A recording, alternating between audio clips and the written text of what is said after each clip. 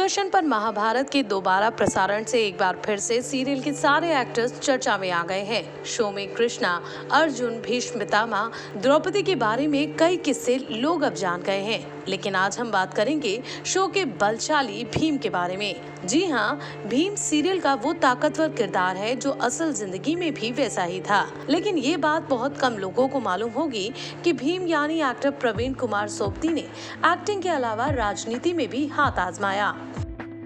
जी हाँ, प्रवीण ने अरविंद केजरीवाल की आम आदमी पार्टी से राजनीति में एंट्री की थी, लेकिन यहाँ उनका अनुभव बेहद खराब रहा। तो आखिर भीम ने राजनीति में आने का फैसला कैसे लिया और क्या अब वो राजनीति में आकर पछता रहे हैं? आइए इसके बारे में पूरी डिटेल में आपको इस रिपोर्ट में बताते हैं। दरअसल एक इंटरव्यू में प्रवीण ने बताया कि उन्हें राजनीति में आने का कोई शौक नहीं था। एक्टिंग के बाद वो घर पर ही आराम से गुजर बसर कर रहे थे। लेकिन एक दिन दिल्ली के मुख्यमंत्री अरविंद केजरीवाल उनके घर गए। उन्होंने प्रवीण से राजनीति में आने का अनुरोध किया।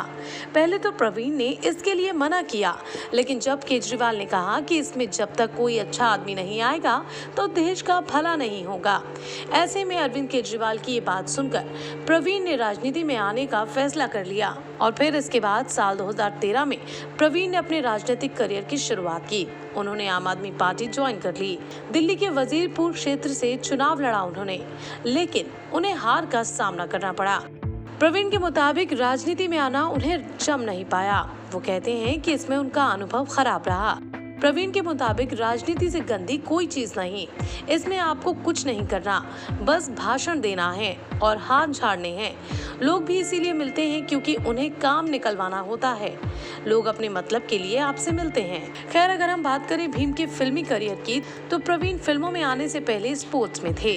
वो नेशनल लेवल के एथलीट रह चुके हैं और ओलंपिक का हिस्सा भी रहे हैं। लेकिन उन्होंने इसकी शुरुआत कैसे की, ये बड़ा दिलचस्प है। दरअसल बीएसएफ में काम के दौरान प्रवीण को एक्टिंग का ऑफर मिला था और फिर प्रवीण ने 100 रुपए के शगुन से एक्टिंग में अपनी किस्मत का ताला खोला। प्रवीण उस वक्त ग्वालियर में बीएसएफ में थे और यहीं उनके मन में करियर बदलने का विचार आया। अब वो दोबारा लाइमलाइट में आने के लिए कोई और काम करना चाहते थे। लिहाजा भगवान ने भी उनकी सुनी और उन्हें फिल्मों के ऑफर मिले। लेकिन कुछ फिल्में करने के बाद उनकी मुलाकात महाभारत के निर्देशक बी.आर. चोपड़ा से हुई। बी.आर. चोपड़ा उन दिनों भीम के कैरेक्टर के लिए सही इंसान की तलाश कर रहे थे।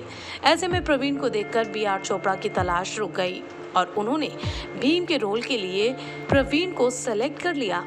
लेकिन आज सालों बाद जब दूरदर्शन पर महाभारत को रीटेलीकास्ट किया जा रहा है, तो भीम की एक बार फिर से चर्चा शुरू हो गई है। कहना ही पड़ेगा कि महाभारत में भीम के किरदार में प्रवीण सोबती ने शानदार काम किया। अगर आप भी हमारी बात से सहमत हैं, तो अपनी राय नीचे कमेंट सेक्शन में दें।